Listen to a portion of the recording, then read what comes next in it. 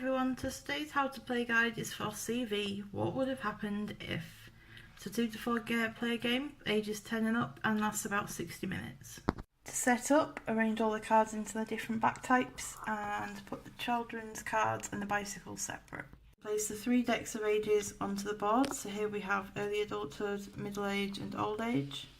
The life goal card for each player that's playing -1, so if there's 2 players you only have 1 card, if there's 3 players you put 2 down, if there's 4 players you would put 3 down. Then take the first 5 of these cards and place them onto the track on the board, left to right.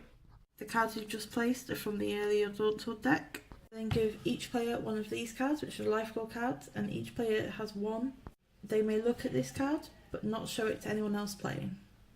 Okay, so now you get your childhood memories. So for 4 players, deal 3 childhood cards to each player.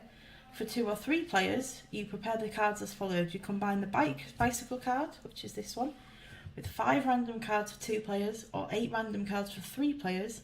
You shuffle this deck and you deal 3 cards to each player. You then set aside the unused cards.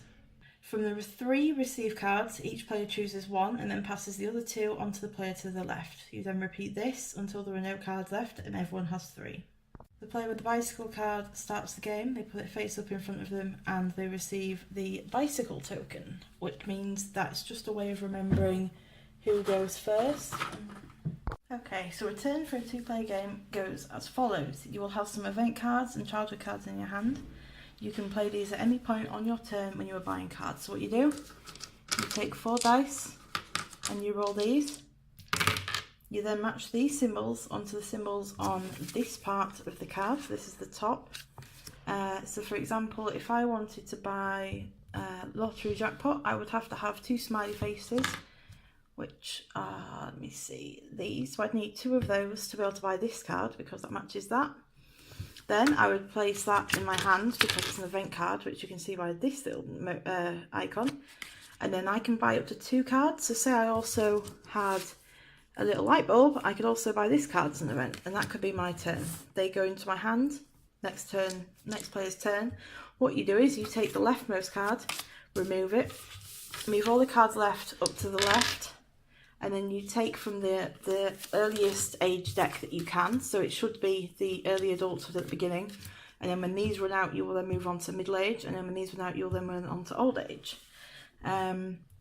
And so say I'm the next player and I roll my 4 dice, and say that I get 3 family, 3 relationship right here, I can then buy job at dad's company.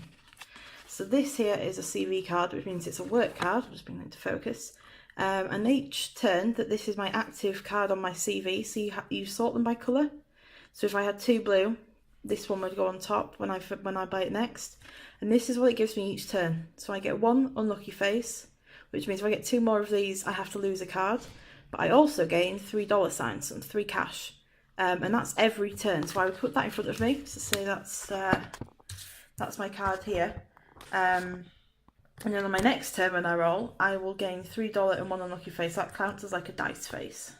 So then continuing on, as I say, you remove the leftmost card, you slide them all up, you then add the cards back up to the max on this bit, roll the dice. Okay, so I have got 3 crosses, so I'm going to buy the athlete card for this player. And this will give me on each turn a health and a $sign. So that goes there, and my CV is then started. Now let's say that this was the same player who got this. What I would do was, if this is the card I had originally, this card would then go on top like so. So you can still see the title of the first card, but you only have the gain and effect of the top card. Carrying on, remove leftmost card. Keep adding cards to the table. And now, so it's this player's turn. So let's say we're back and everything's as it should be. So these are the cards here and here. And let's say that this character has, let me just find the card that's going to work. Okay, so say I've just bought this card. This little symbol here means that I gain a dice, an extra dice to roll every turn. So we add it to our CV, which is done like so. So you arrange them like that. And now let's say that I gained this studies card. This could either go on the purple side or the green side. So I could add it on top of this card and I would gain this, which is a light bulb as the relationship, or I can turn a relationship into a night bulb, or I can place it separately as a purple card.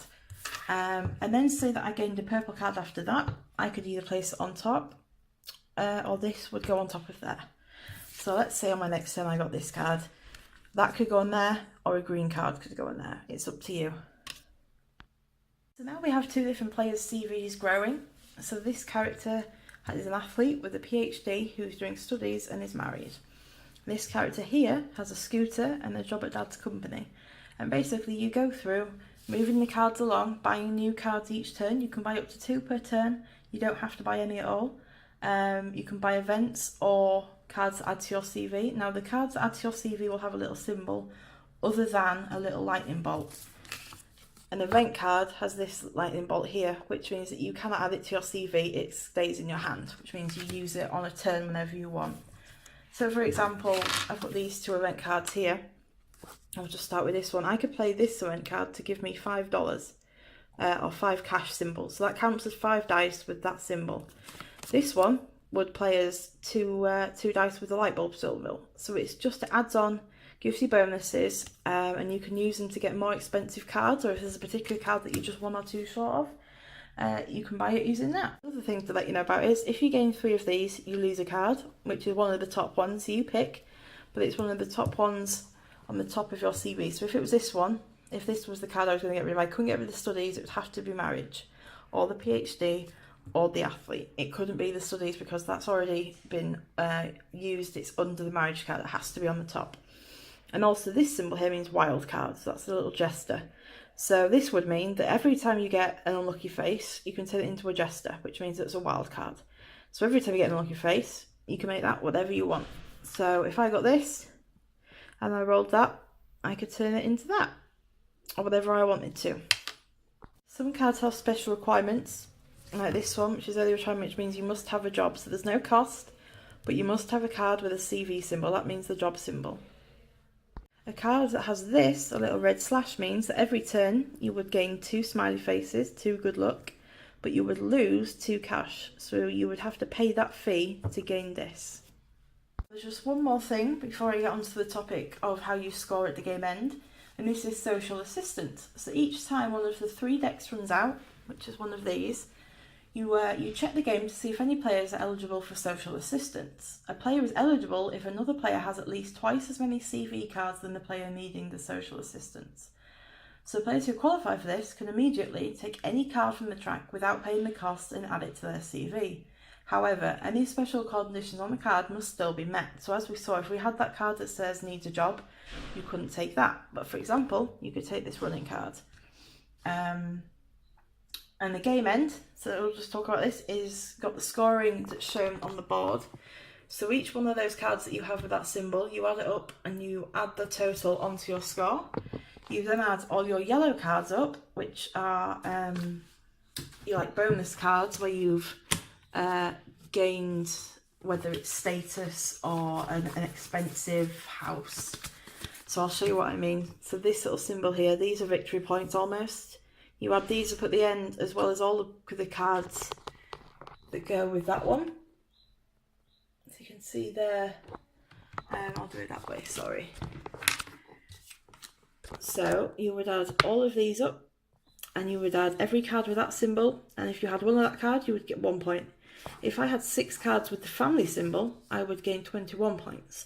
If I had 10 cards with the health symbol, I would gain 55. So you add them all up, and whoever has the most is the winner.